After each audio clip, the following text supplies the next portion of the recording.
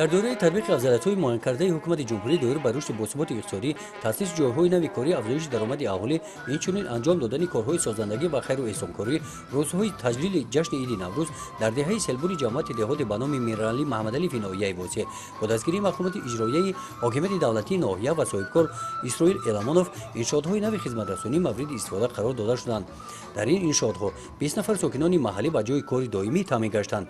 انشاءات خدمت‌رسانی از گوشه دهقان، چایخانه برای موسفیدان، مرکز استراحتی فراغتی با شرایط‌های مساعد فراهم آورده برای جوانان، مرکز دلخوشی جای استراحت فراغت و بازی برای کودکان، همچنین نقطه فروش سوزشواری‌ها عبارت هستند.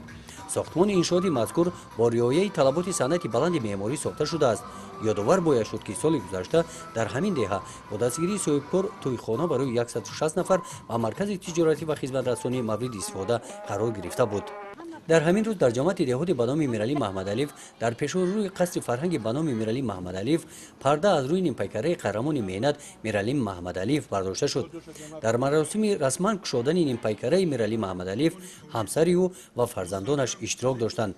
باید قید نمود که تالار قصر فرهنگ به نام میرعلی محمدعلی با دستور و سپارش پرزیدنت جمهوری تاجیکستان محترم امامعلی رحمان سال 2013 هم به طور پوره تعمیر و ترمیم کرده شده از نو برقرار گردید.